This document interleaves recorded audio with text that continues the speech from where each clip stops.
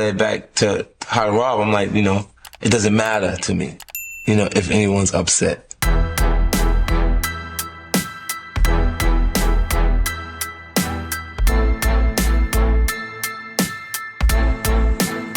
Man, roll the clip. It's 1998. 50 Cent releases his mixtape for promotional use only.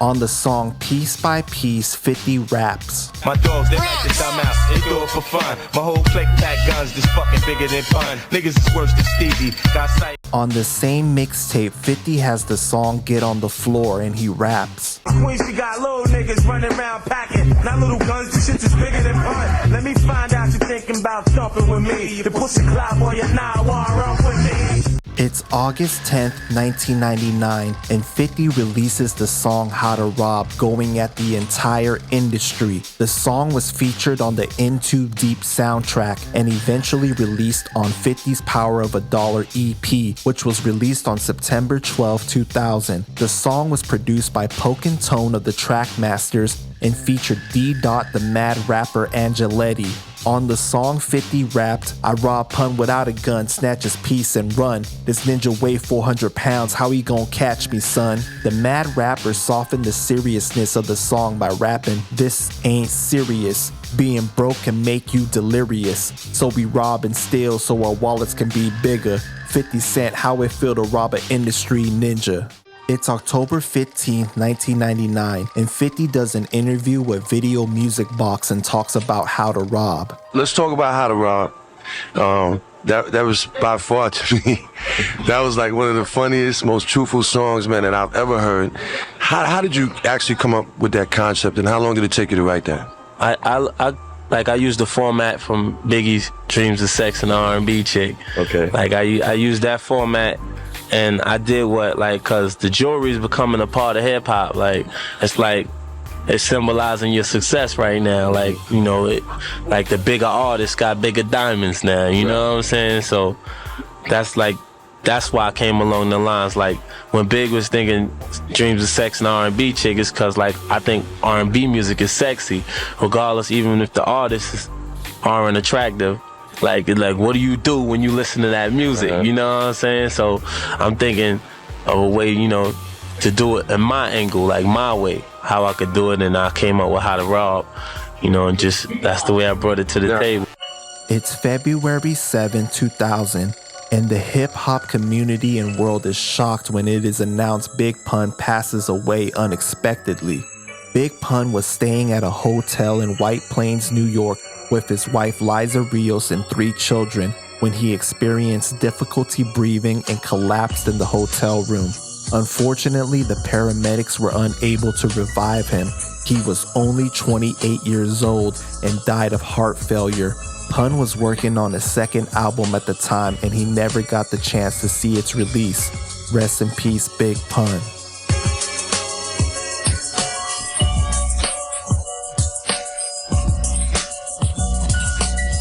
It's April 4th, 2000, and Big Pun's second album, Yeah Baby, is released, and on the album appeared a song called My Turn, where he responded to 50 Cent by saying, and to the 50 Cent rapper, very funny, get your nut off, cause in real life you don't know I'll blow your motherfucking head off.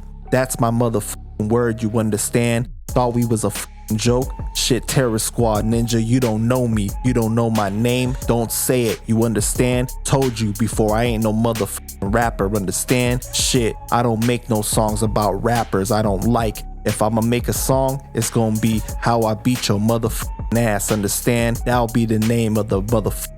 That's why I had to beat your motherfucking ass, featuring Tony Sunshine. It's August 2003, and QD3 releases the Beef DVD, and 50 is on there talking about how to rob. Being a new kid, brand new, nobody don't know nobody. How do you get in all at one time? You make everybody that you feel like is somebody go, who's 50 Cent? I don't give a fuck today about that, because I'm facing those same situations in my hood all day. So if they got a problem and they want to go the other route with it, it's the same deal.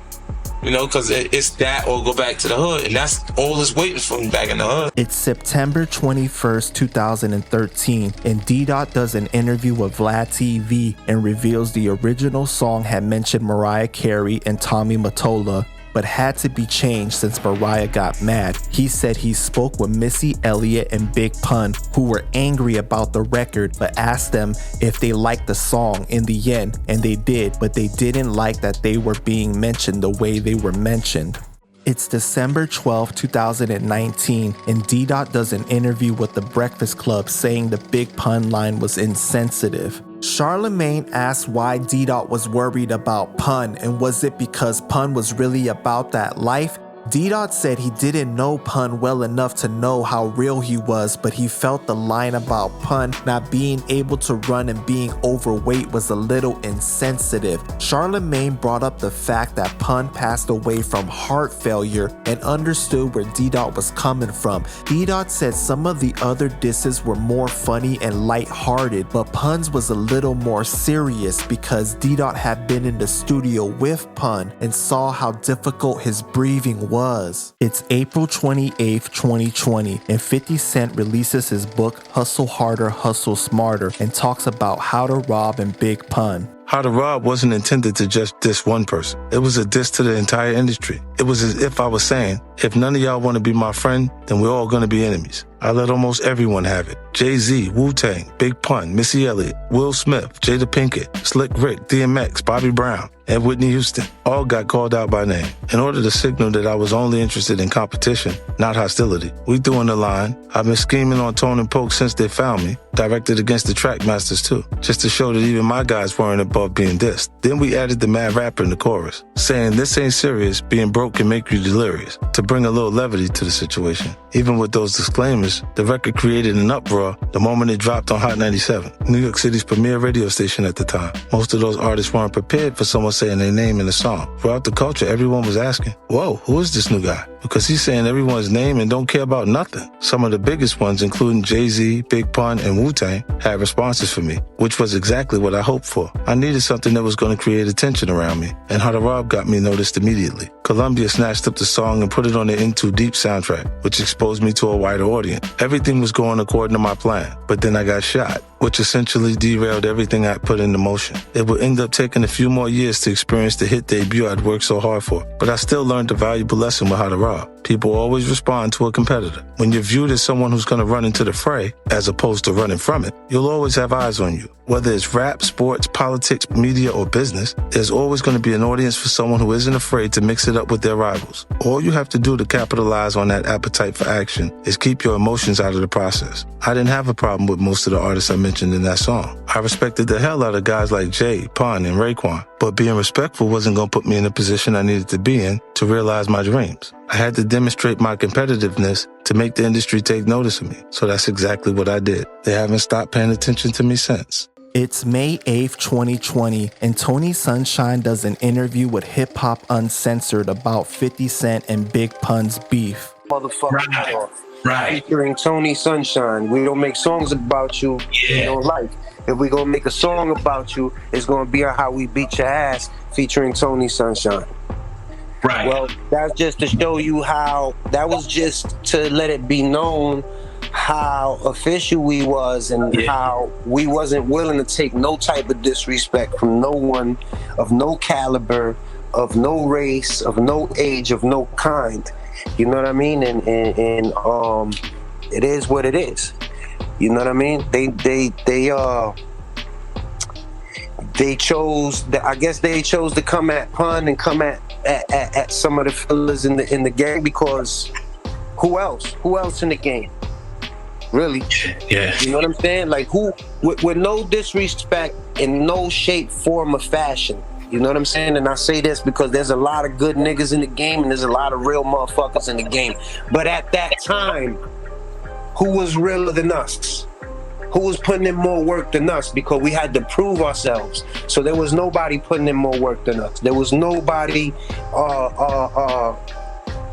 making sure that we wasn't being disrespected more than us. It's February 2021, and Fat Joe and DJ Who Kid are on IG Live, and Joe says Pun was real mad about How to Rob. But what was your experience in the van, and was it a white van? Yes, it was. Oh, shit! Oh, motherfuckers! Oh, God damn it! Oh, oh. Hell yeah. It was a white van, and it was like, there was only one seat back there where Pun was at. I can tell you clear, I remember that shit clear as day. Shout out my brother 50. Pun was really upset when 50 did the How to Rob and said, he'll rob Pun, he don't need a gun, he'll just run. Yo, Pun was tight. He was tight. It's May 4th, 2022, and Tony Yayo does an interview with Vlad TV and talks about all the people that dissed 50 after How to Rob was released. He calls Big Pun a legend and says his diss track was good too, and they never had any real issues with Pun. It's June 20th, 2022, and Cuban Link does an interview with Mikey T, the movie star, and says Pun wanted to confront 50. 50 Cent mentioned Big Pun on How to Rob. Is there a story behind that? Like, is there a reaction from Big Pun that you remember? You know Pun wanted to smash him because he said that. You know, he weighs 400 pounds. You can't catch me, son. We know that. It was funny, especially because I knew he's letting, but Pun took it. See, we laugh at niggas. Like, we dickheads. Like, we don't want to amp this shit up a little more because it was funny. You know, Pun was looking at it as the first nigga to disrespect me. Nobody played with my name. And Pun was adamant about that. Put the work in. He put the beats on niggas regardless. Pun was not to play with on that level when he gets like that. But he's a jokester, like snapping. So I was trying to convince him, my nigga, you should snapping. Look, he did that shit to everybody. So you gotta use my name. You think I can't run?